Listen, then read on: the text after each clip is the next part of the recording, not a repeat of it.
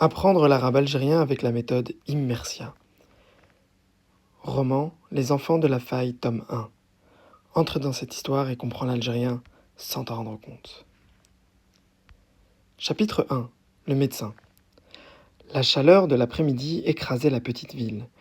Le goudron des rues luisait, les volets des maisons vibraient sous le soleil et une odeur mêlée de pain chaud flottait dans l'air. Amine et Jamal marchaient côte à côte, sac en bandoulière, chemise à demi ouverte. Ils avaient cette nonchalance des jeunes adultes, assez grands pour se sentir responsables, mais jeunes pour rire encore comme des gamins. Salam, dit Jamal. Alaykoum salam, répondit Amine. Ça va? Hamdoullah, ça va et toi?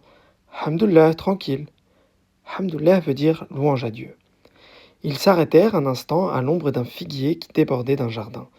Une femme arrosait des pots de basilic sur son balcon et les salua d'un signe de tête.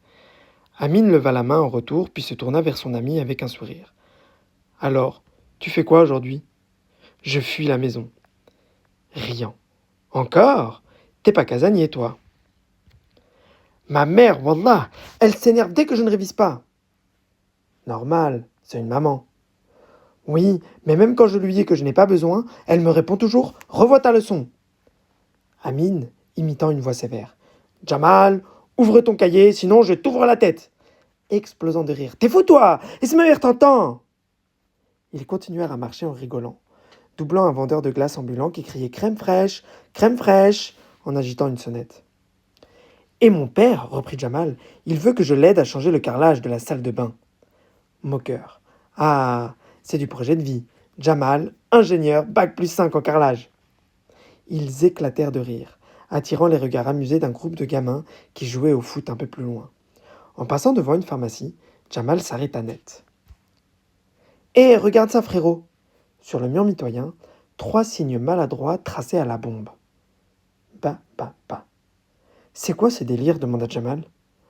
Amine s'approcha, les yeux plissés. Ah, c'est 3 B en arabe écrits de droite à gauche. Il dessina avec son doigt. Au début, ba. Au milieu, ba. À la fin, ba. Jamal éclata de rire. Ba, ba, ba. Ça fait un peu chanson de bébé. Puis il reprit d'un ton plus sérieux. Attends, qui peut s'amuser à attaquer des lettres? C'est peut-être un code secret, hasarda Jamal. Oui, le code des petits qui apprennent à lire, répondit Amine en riant. Alors c'est pour nous, renchérit Jamal, riant de plus belle. Ils se donnèrent une petite tape amicale et reprirent leur chemin en riant. Et toi, tu vas où? Demanda Jamal. Chez le médecin. Tu es malade? Non, c'est pour prendre une ordonnance pour ma mère. Et il hésita, baissant la voix.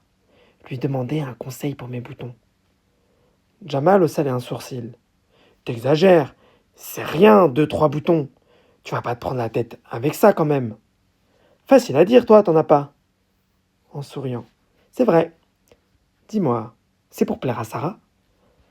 Le poussant sans ménagement, Amine lança. Tais-toi! Jamal ajouta.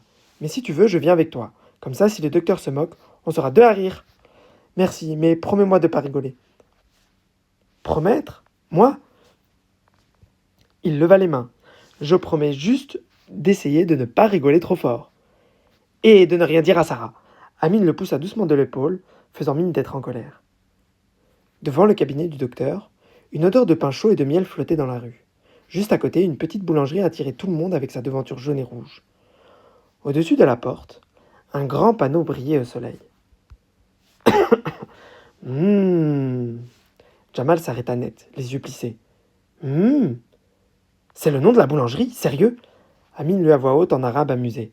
C'est la lettre mime écrite 3 fois encore. Début, milieu, fin. Regarde, 3 petites bulles.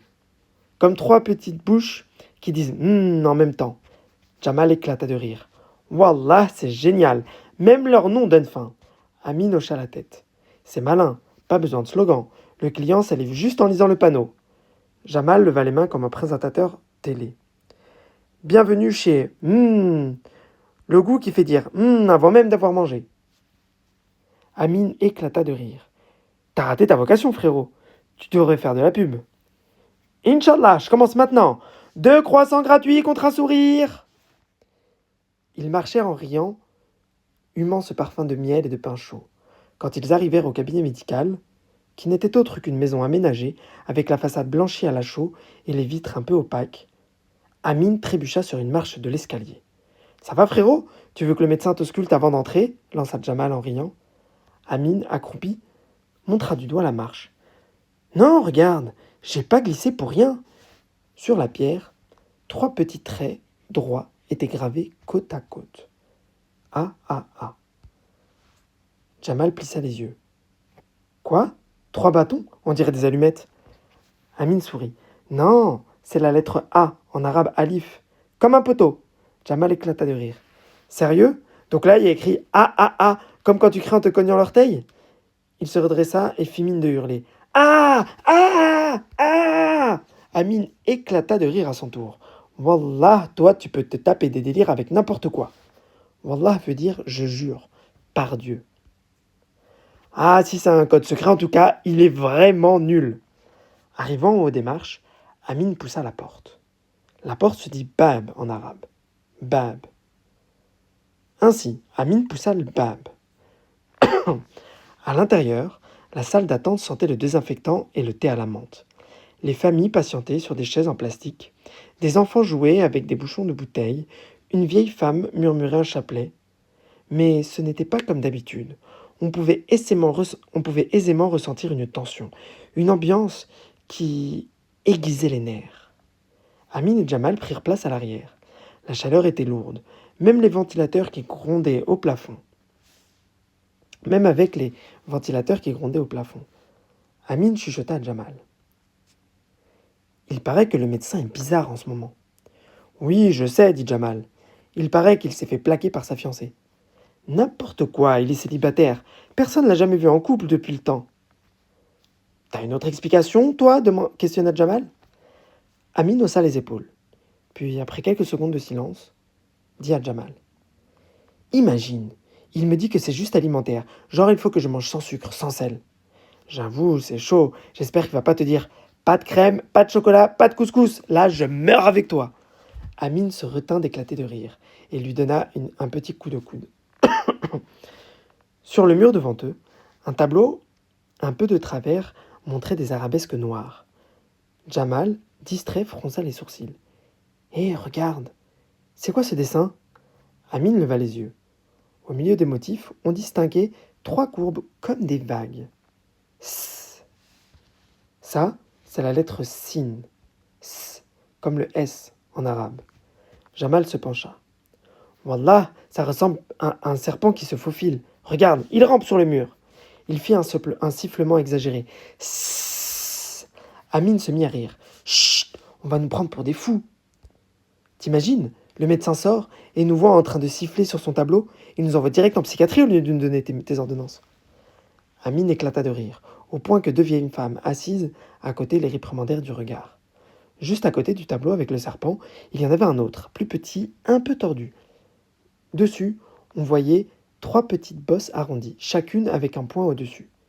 Amine donna un coup de coude à Jamal. « Hé frérot, regarde, 3 sourires avec un grain de beauté. » Jamal éclata de rire. « Ou 3 falafels avec des olives posées dessus. » Amine secoua la tête, hilar. En vrai, c'est la lettre Noun. Le N. Comme dans le mot Nas. Jean. Amine fit un geste vers la salle bondée. Nas. Les gens. Regarde, il y a trop de Nas ici, ça m'étouffe. Un type tourna la tête en croyant qu'Amine parlait de lui. Jamal se mordit la main pour ne pas exploser de rire pendant qu'Amine rentrait les épaules. Soudain, El-Beb s'ouvrit avec fracas. Le médecin apparut, le visage livide, les yeux écarquillés. Il resta une seconde immobile, puis cria d'une voix forte. « Sortez vite, tous dehors !» Le silence tomba d'un coup. On n'entendait plus que le tic-tac d'une horloge. « Pourquoi ?» demanda un père de famille. « Fuyez, ne restez pas ici, quittez les immeubles, éloignez-vous, et si vous le pouvez, partez loin, vers le sud ou même vers la Reka !» Un murmure parcourut la salle. Des mères prirent leur enfant par la main. Une vieille femme protesta. « Mais docteur, pourquoi ?»« Partez, dépêchez-vous !» cria-t-il encore. « Le tremblement de terre commence. Il va y avoir une faille, une grande faille, tout près d'ici. Je ne sais pas où exactement, mais ça va être énorme !» Inès se levèrent à la hâte. Les gens se levèrent à la hâte. On entendait des chaises racler, les enfants pleurer. Amine et Jamal échangèrent un regard interloqué. « Il est sérieux ?» souffla Amine. Jamal haussa les épaules, le cœur battant. Soudain, une secousse fit trembler la maison. Les murs craquèrent, la poussière tombait du plafond. Amine et Jamal se jetèrent près de l'beb, de la porte. Un pan de mur s'effondra derrière eux. Ils s'enfuirent vers le centre de la rue. En se retournant, ils virent le cabinet médical éventré. Tout autour d'eux, les édifices tremblaient et se disloquaient. Ils avançaient pour sortir de la foule d'Inès, de gens. La rue paraissait étrangement calme, comme suspendue. Quelques chiens hurlaient au loin, des oiseaux s'envolaient en désordre. Puis, de nouveau, un grondement sourd monta du sol comme un tambour enfoui. Les vitres des boutiques se mirent de nouveau à vibrer. Le bitume trembla sous leurs pieds. Le tremblement de terre recommençait. Tout se passa vite. Les façades se craquelèrent.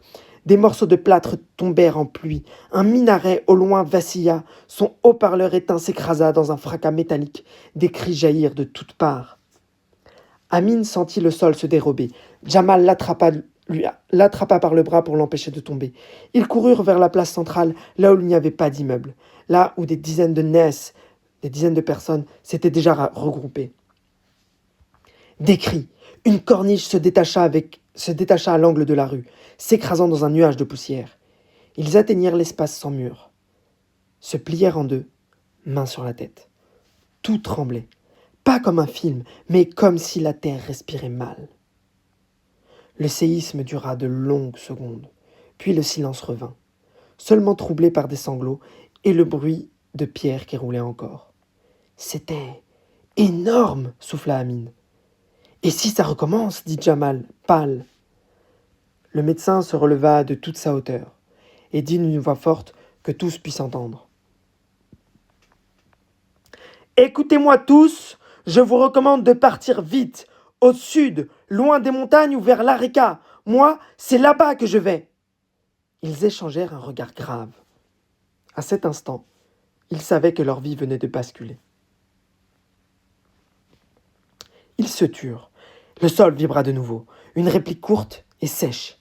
Ness hurlèrent, des gens hurlèrent. D'autres se mirent à prier plus fort. Un vieil homme serra sa femme contre lui. « Ya Allah, protège-nous !»« Il faut qu'on rentre prévenir nos familles, » dit Amine. « Oui, que Dieu te garde. On se retrouve bientôt, Inch'Allah, dit Jamal. « Inch'Allah. » Ils se serrèrent fort dans les bras, puis partirent chacun de leur côté.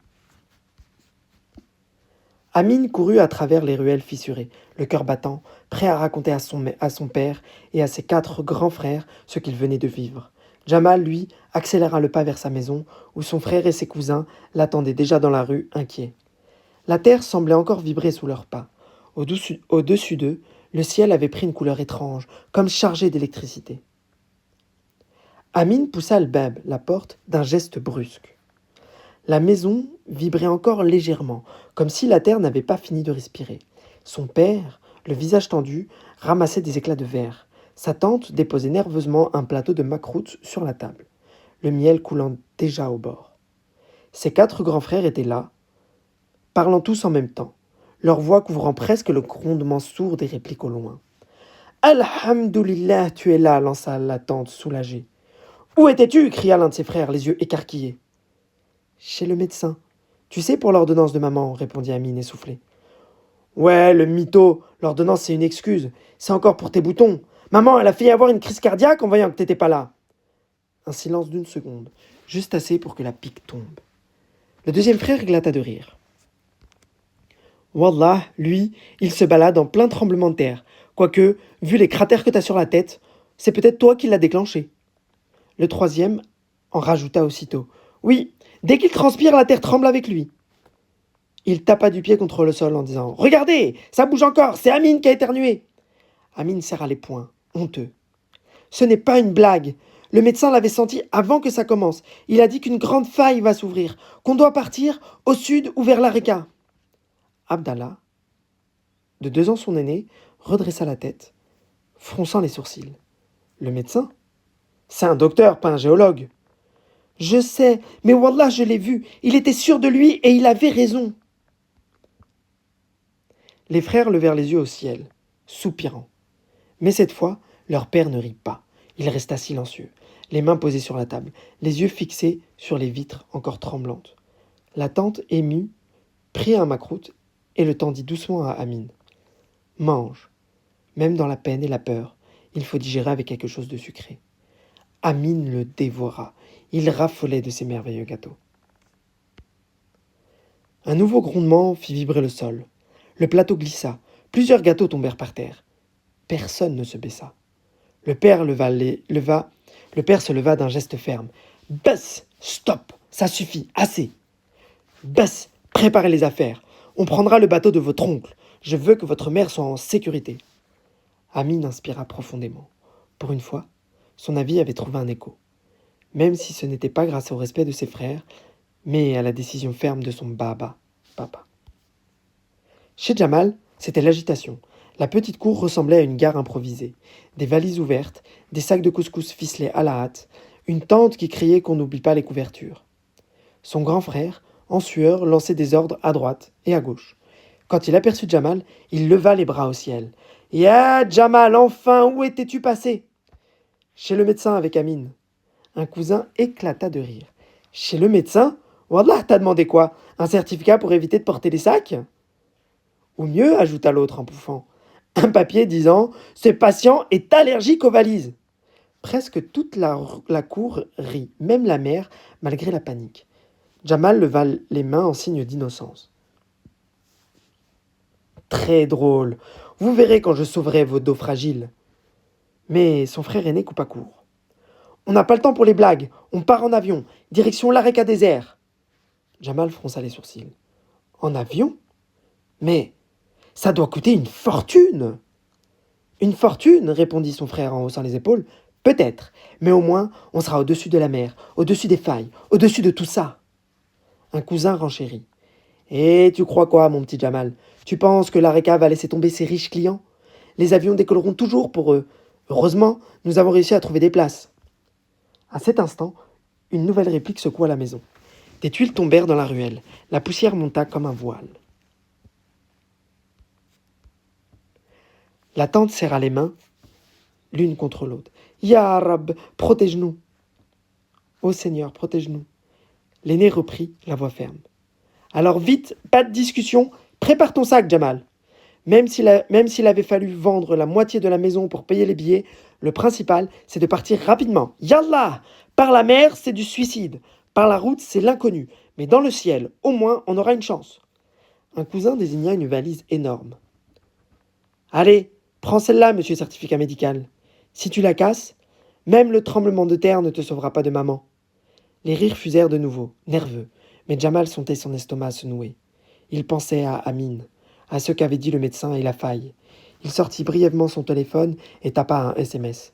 « On prend l'avion pour l'Areka désert. Inch'Allah, on se retrouve là-bas. » Voilà pour le chapitre 1 de la méthode Immersia. N'hésite pas à mettre en commentaire tes questions, si tu en as. Et si tu veux avoir l'histoire tout entière maintenant, tu peux avoir le PDF et l'audio. Tu trouveras le lien directement en description. À bientôt pour le chapitre 2.